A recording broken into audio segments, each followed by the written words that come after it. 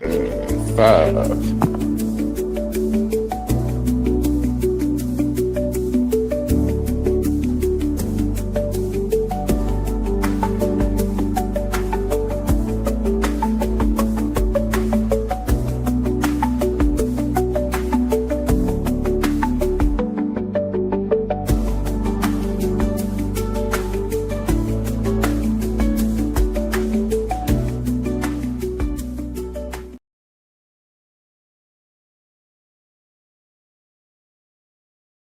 Everybody, I apologize for my tardiness. That is my fault. That ain't nobody else's fault but mine. So I apologize for that.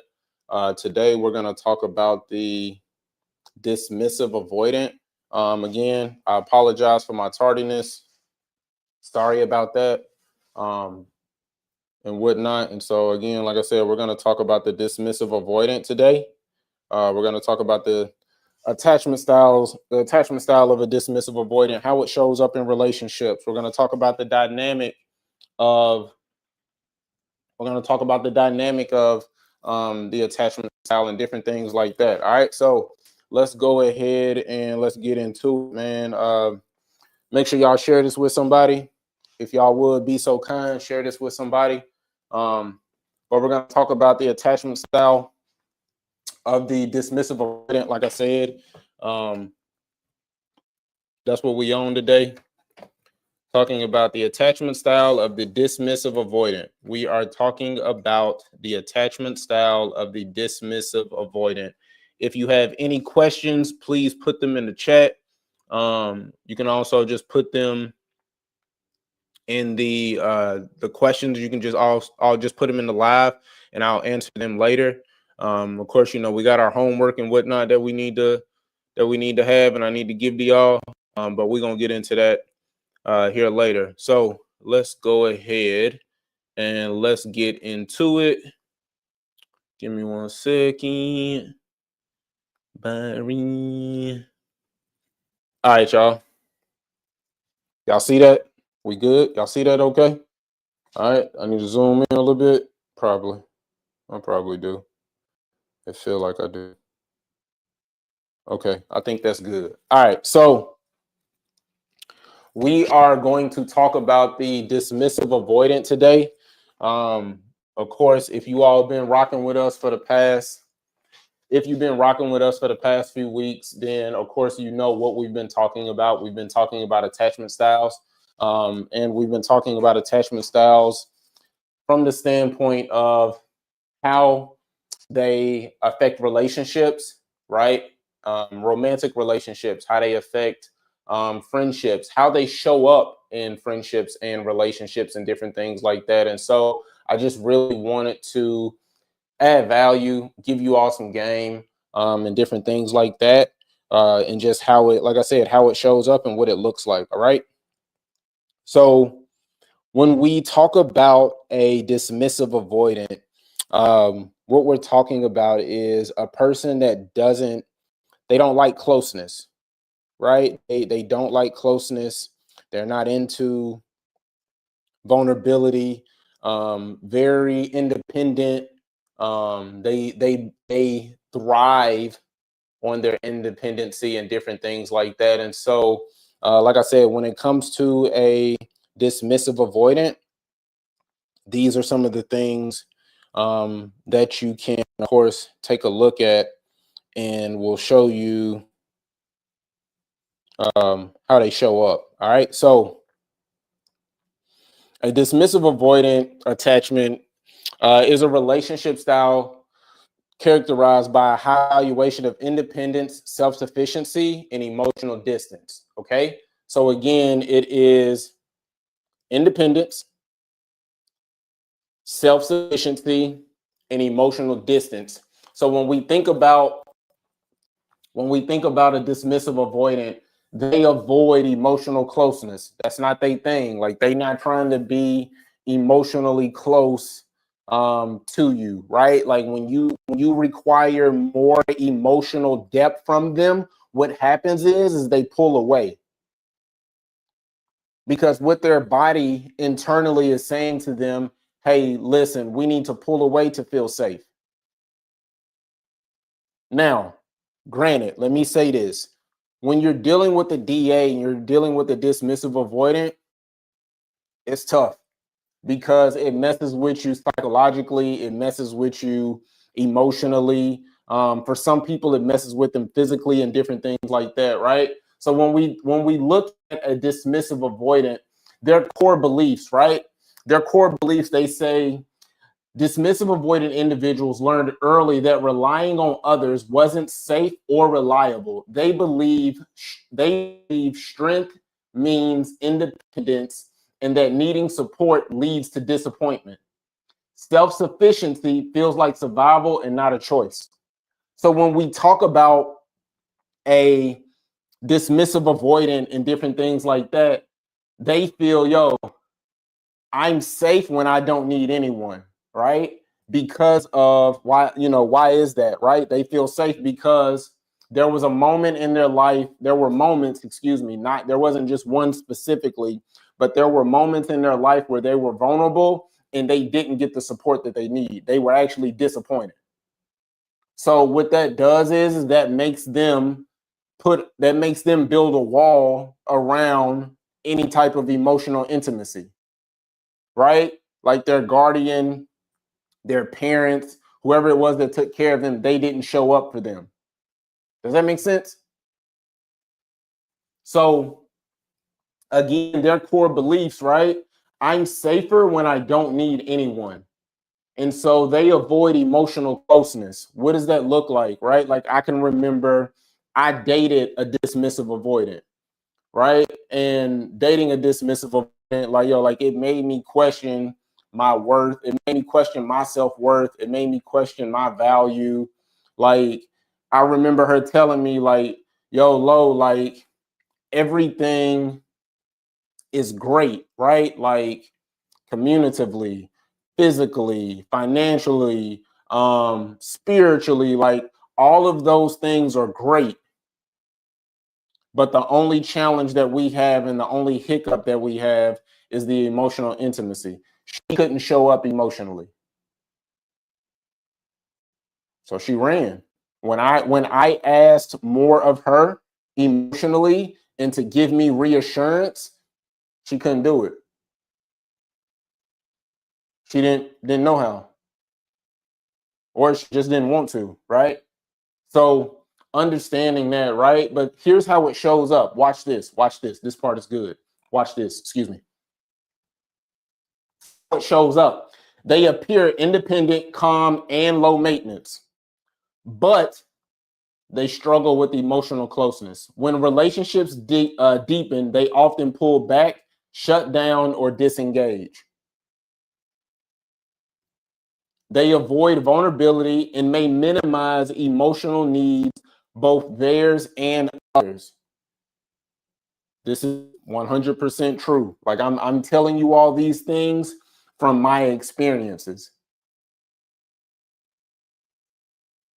So when I would communicate with her how something that she did hurt me or affected me, she dismissed my emotions.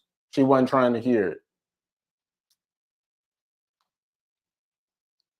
She actually would give me the cold shoulder.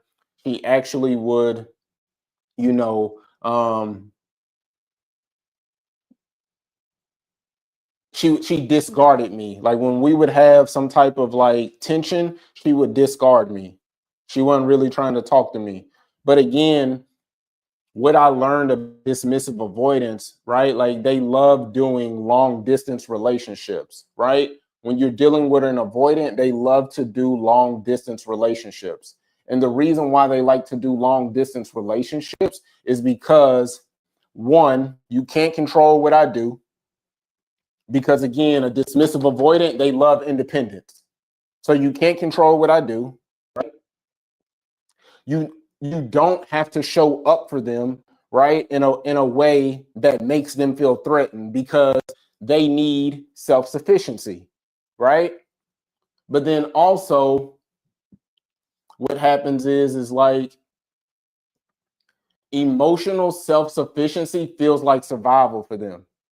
So when you want someone to be emotionally available for you, right? Like another person that may not be a dismissive avoidant, right? Like when you ask them to show up emotionally, they show up, right? When you ask them to give you reassurance, they show up, right? So what it says is that with a dismissive avoidant, it says, I care, but I keep my distance. Like I gotta keep my distance from you. I can't sit right here and show up emotionally because I don't know how. Right? I can't show up emotionally because I don't know how, which sucks, right? So the origins and nuances. We're talking about the dismissive avoidant, right? If y'all are finding value in what I'm sharing and the information that I'm giving, make sure y'all share this with somebody. All right, that's what I need from y'all. That's my ask from you all, is making sure that y'all share this with somebody. All right. So origin and nuances when it comes to a dismissive avoidant. All right, so a dismissive avoidant attachment often forms in homes where emotions weren't consistently met with comfort. Needs were minimized, vulnerability wasn't safe, and support was unreliable. All right. They turned to rely on themselves, and independence became armor. So when you get someone that you're asking them to show up for you emotionally and they can't, right? What's happening is that they can, like a dismissive avoidant, like they know, like, yo, if anybody can depend on anybody, I know I can depend on me, right?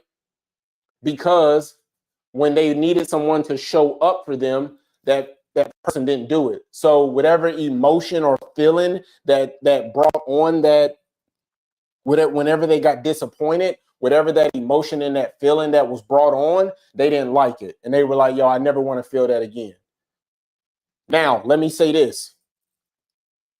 It doesn't happen just off of one time, okay? It happens multiple times, and it happens consistently throughout the time, the tenure or the journey of their life as an adolescent.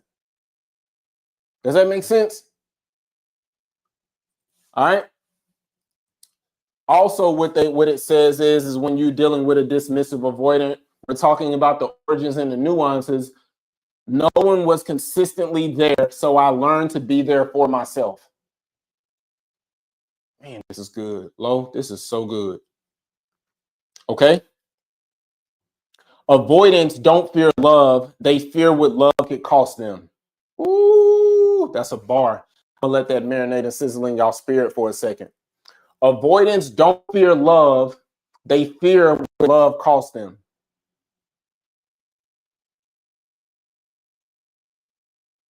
What's the cost? Right? Like you got some people that are dismissive avoidants, and it's not the love that scares them. It's the cost of them losing their independence. It's the cost of them losing their self-sufficiency. It's the cost of them engulfing themselves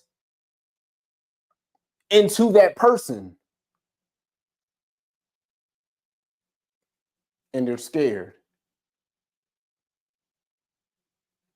So I need you to understand that when it comes to a dismissive avoidant, they learn to rely on themselves, and independence became an armor, right? So a lot of people, and I remember in my experience, okay, let me bag up. I'm gonna come back to that, but let me bag up. Let me say this. Many people that are dismissive avoidants, many are capable, successful, and dependable, which hides their emotional disconnection. Their nervous system links closeness with pressure and not comfort. I'm going to say it again. Many are capable, successful, successful and dependable, which hides their emotional disconnection, right?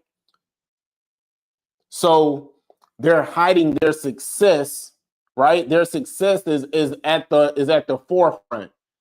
But once you get past that, right? They're hiding behind their success. Oh, this is so good. They're hiding behind their success, right? They're hiding behind their dependability, they're hiding behind their capability, and they're calling it, excuse me, they're hiding behind these things and they're calling it peace. They're hiding behind these things and they're saying, oh, I don't know if I can give you that. They're hiding behind those things and they're saying, like, oh, no one ever loved me correctly. They're hiding behind these things and they're saying, oh, this is who I am. When in actuality, it's avoidance. And in actuality, they're avoiding accountability. Right? So that's something I want you to think about when it comes to a dismissive avoidant, right? I also want to share this with you all because it shows up. And like I said, most people, they miss this when it comes to a dismissive avoidant, right? Because a dismissive avoidant can, when they discard you, right? It feels very cold, it feels very numb and different things like that. And what it is that they aren't cold, they aren't heartless. They feel deeply privately when no one's around.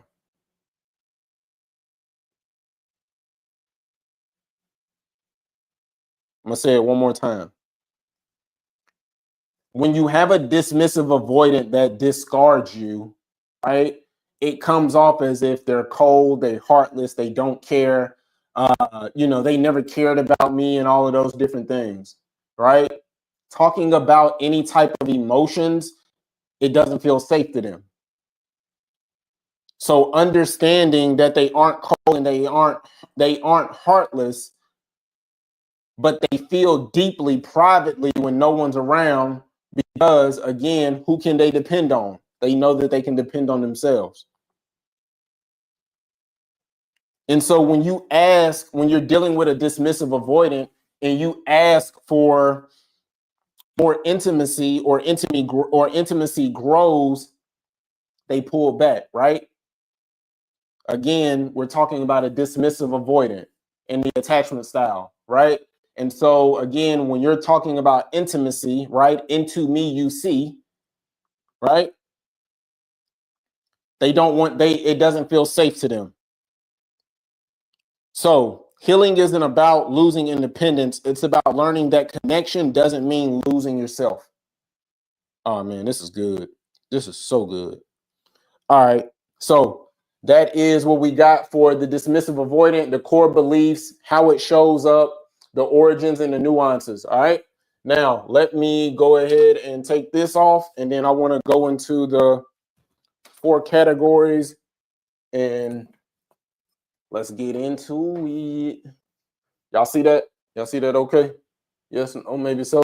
I probably need to zoom in a little more. Let me zoom in or something. Give me 1 second, y'all. We good? How y'all feeling? Anybody got any questions or anything? We talking about the attachment style. We talking about the attachment styles. All right. Let me do this. Ooh, too much. My bad, y'all. 1 second. All right, there we go. All right, so we're talking about attachment styles. That's what we're talking about. All right, attachment styles. That's what we're talking about. Hopefully that shows up and y'all can see that. All right. And because I'm feeling so good today, I'm gonna also talk about the 4 dynamics behind it. So we're gonna do that as well. All right. So we're talking about the attachment styles is what we're talking about. We are talking about the dismissive avoidant. Again, listen, man, if y'all find value in what I'm doing, please make sure y'all share this with somebody. All right. If y'all would be so kind as to share that with somebody. All right.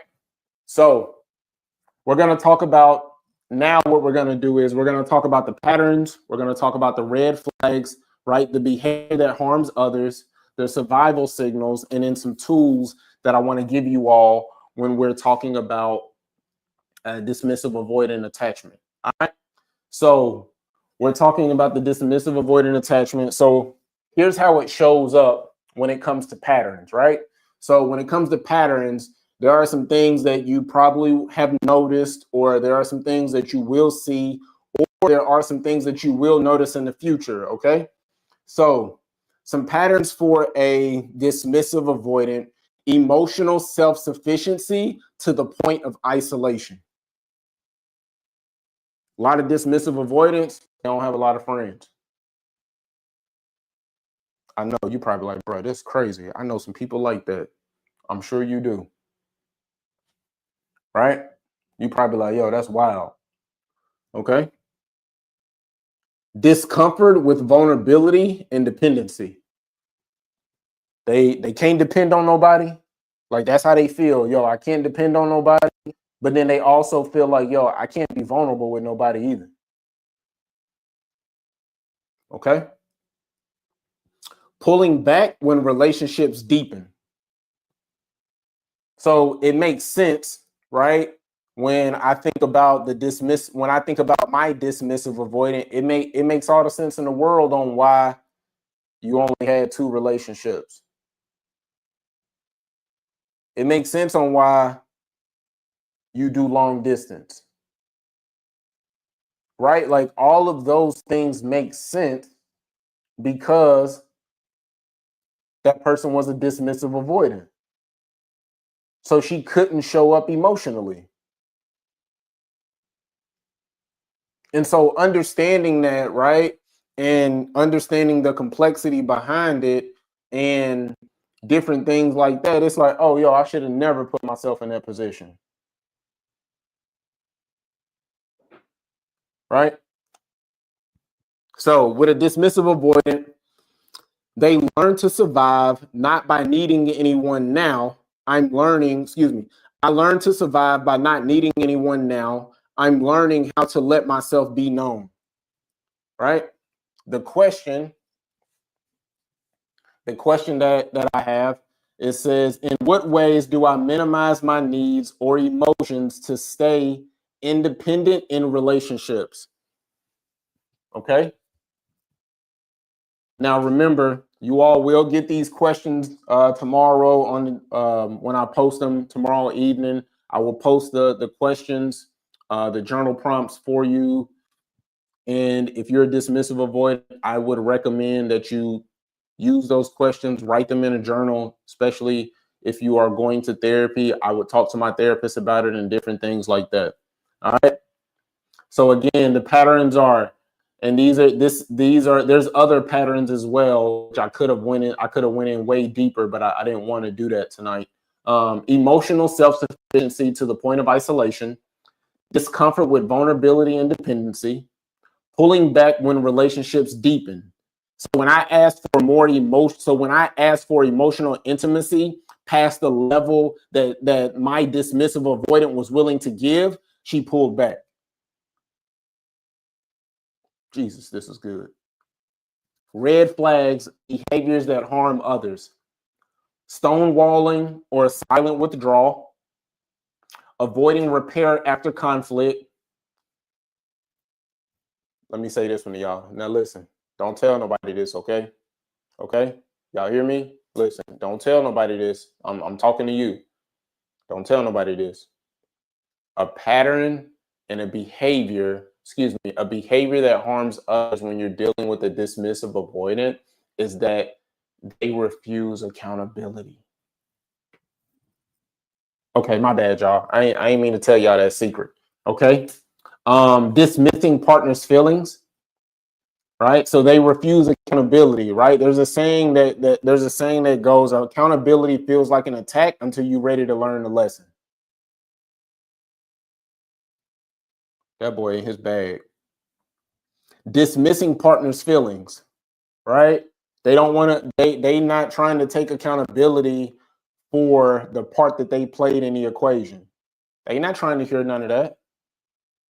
They not trying. I don't want none of that. I don't want any type of anything dealing with emotions. I don't want none of that. Don't want none of that at all. My dismissive avoidant, what's crazy is that My DA, when we were dating, she has a younger daughter, and she would show up for her emotionally and mentally, different things like that. But then when I would ask it, it was just like falling on deaf ears, and she didn't know how to do it. Like, she told me I was tripping. But that's what dismissive avoidance do, right? Emotional distance protects me, but it causes others closeness. These aren't personality flaws. They're fear-based defenses that still damage trust. So my question, when have I withdrawn instead of communicating? And how did that affect the other person? Now, granted, listen, I know some dismissive avoidance because you're putting a mirror up, right? Like, some of them, they not gonna care about none of this. They not gonna be trying to fix, you know what I'm saying, their issues, or they're not gonna try to work on their vulnerability and stuff like that. And if you have someone that is acting like that, you got to let them go. I know it may be hard to hear that. I promise you, I get it, but you're gonna have to let them go, because won't get better. It'll actually get worse. Your mental health will get worse. Your emotional needs will get worse, right? They will stonewall you. They will do the silent withdrawals, right? Like, you get some dismissive avoidance, like they will dismiss you on Wednesday and then don't talk to you Thursday, Friday, Saturday, Sunday, and then come back either Monday or Tuesday and want to talk to you, because that starts a new week, and then they just act like ain't nothing ever happened. My bad, y'all. Listen, I'm just telling you from my experience, and I'm telling you the behaviors and different things that I've noticed, and just the research that I've done when it comes to dealing with dismissive avoidance, dealing with anxious avoidance, me being a fearful avoidant myself at one point in my life, different things like that. Okay. Survival signals. All right. So, survival signals: emotional shutdown or numbness, irritation when others need closeness, sudden urge for space when things feel too close. That's why you get the discard, right? That's why you get the discard from a dismissive avoidant, right? Like, when it's like it just automatically just came out of nowhere, and it was just like, yo, like, where did this come from? Because for them, they've hit a level where they're like, yo, I'm not feeling safe. Does that make sense? All right, good.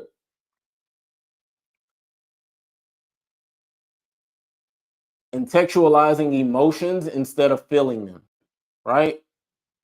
Contextualizing emotions instead of feeling them. My shutdown isn't coldness, it's my body saying this feels like too much. So again, remember what I told you, like, most people miss and think that dismissive avoidance are cold and heartless, when that's not the case at all. It's their body telling them that they don't feel safe. Okay? My question: what sensations or urges show up in my body right before I emotionally disconnect? What do you feel? Right? Like, that's probably a question that I would ask, right? If I was dating a dismissive avoidant or dealing with a dismissive avoidant in some way, that's a question that I would ask them. What sensations or urges show up in your body before you emotionally disconnect? Because here's what I learned, right? What I've learned is that what we're not changing, we're choosing. Ooh, that's good. That's a bar. What we're not changing, we're choosing, right? So those are some of the survival signals when it comes to a dismissive avoidant.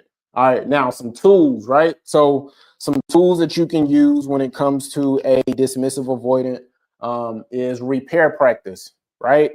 Repair, excuse me, repair practice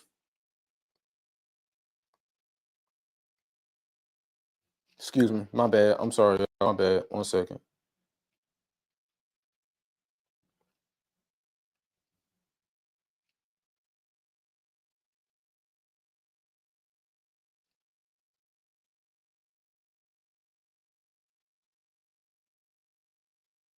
All right, so repair practice, what that looks like is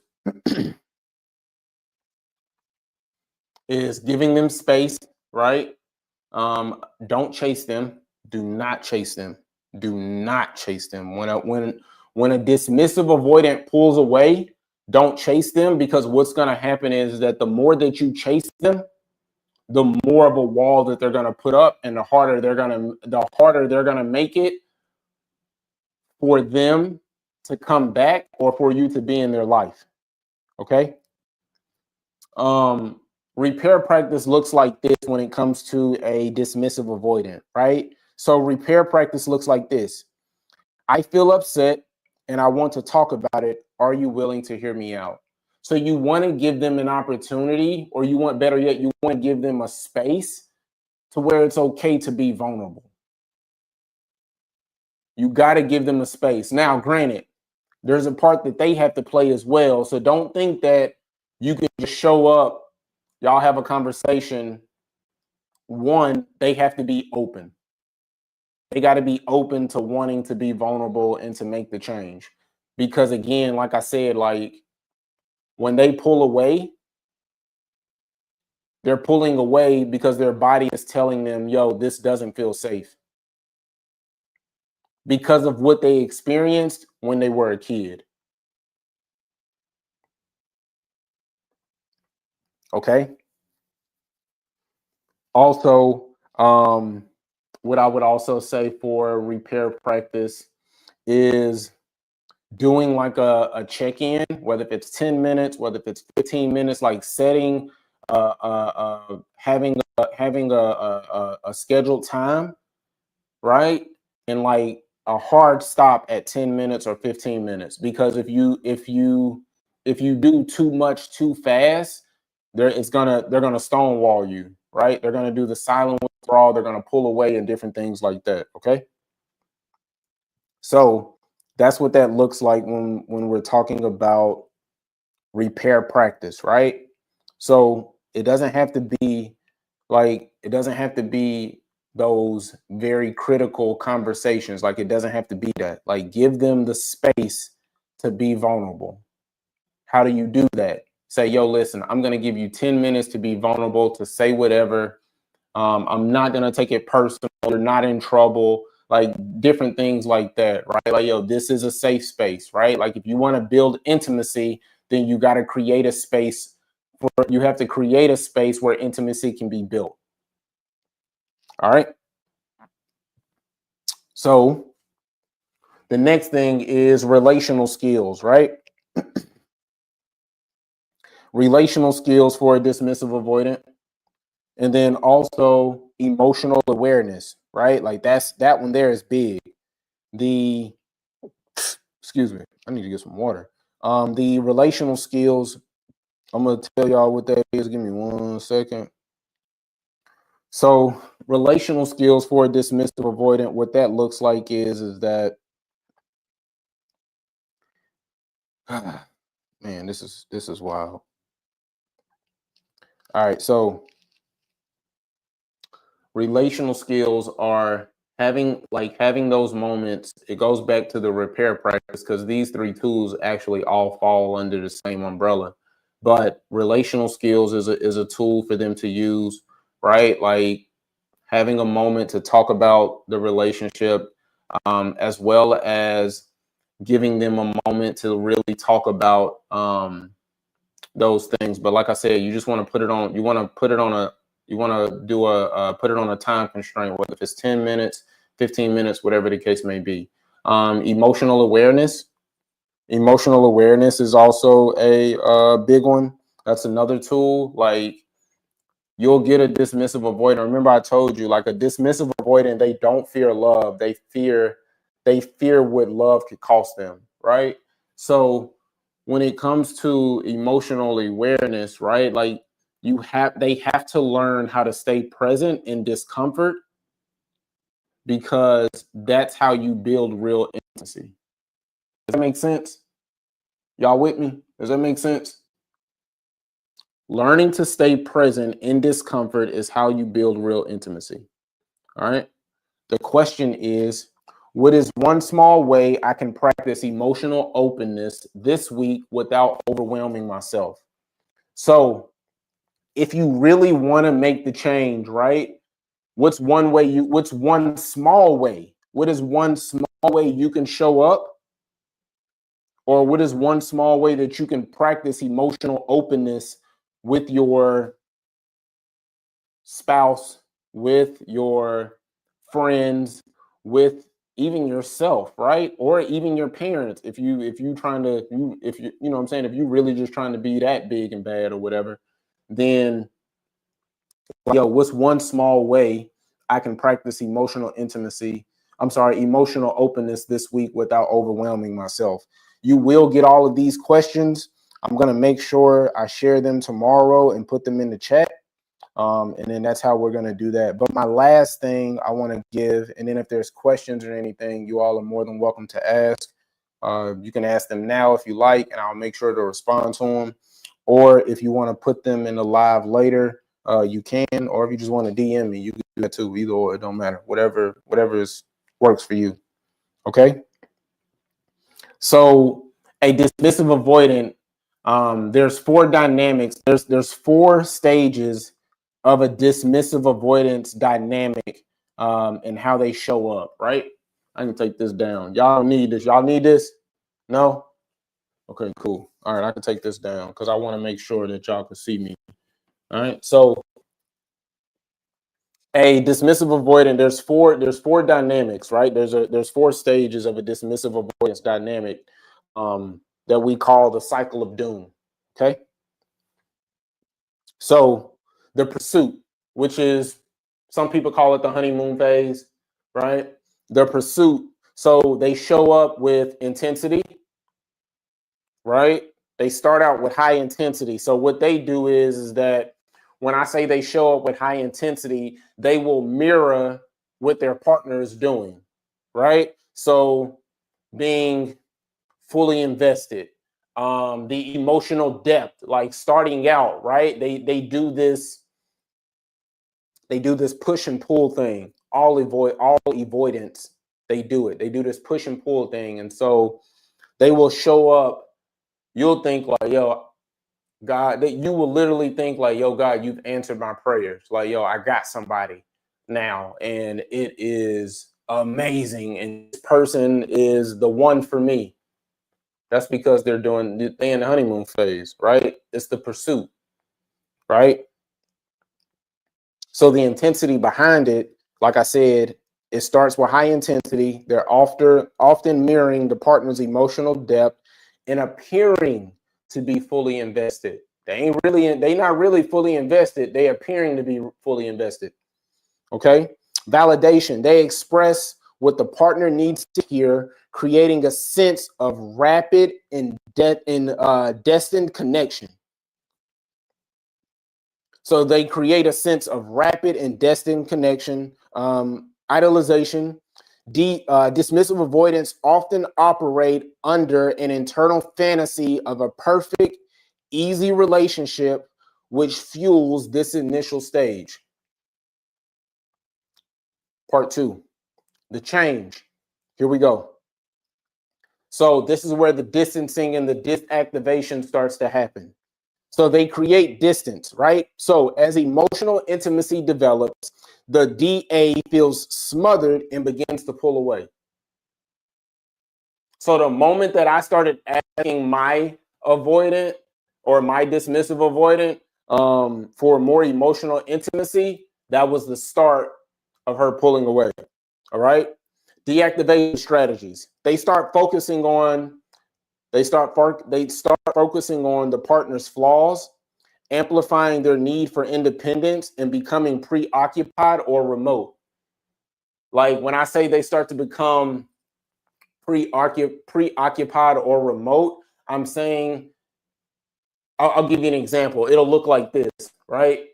You will text your dismissive avoidant, male or female, doesn't matter. You will text your dismissive avoidant, right? So let's say you text them at 12 in the afternoon, 12 p.m. in the afternoon.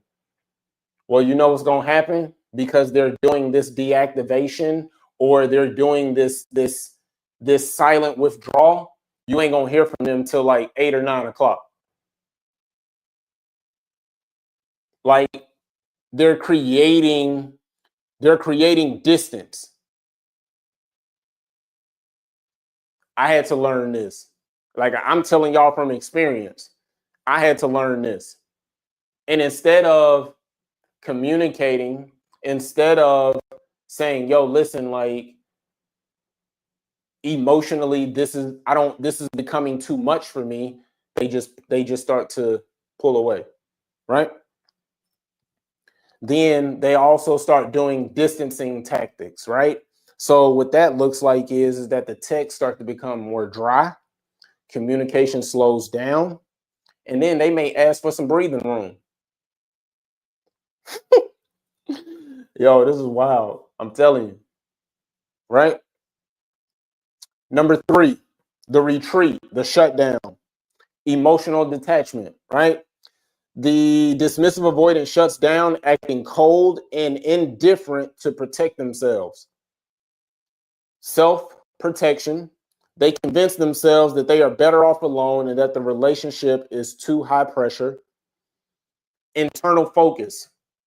Frustration grows, leading them to view the partner as needy, and they may begin planning an exit. And then number 4, this is the last part, the aftermath, the discard and the cycle repeat. So the departure. The dismissive avoidant often ends the relationship suddenly when the perceived loss of independence feels unbearable. Separation. Initially, they may feel relieved and joyful about regaining their independence. So initially, like when y'all break up, what's going to happen is you're probably going to see them going out more. Right? Like if y'all are friends on social media, you'll see them going out more.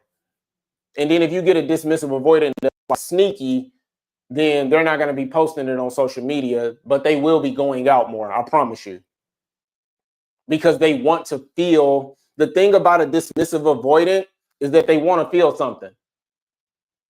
They want to feel validation from somebody. They want to feel wanted by somebody. They probably got somebody in their back pocket that they've been dealing with and like keeping communication open so that way when they leave you, they can just go back to that person that they comfortable with. I don't know who doorstep I'm on, but I know I'm telling on somebody right now. All right. Loneliness and repetition. Eventually, they may feel lonely and regretful, but typically they either remain in a state of avoidance or they restart the cycle with a new and less intimate partner.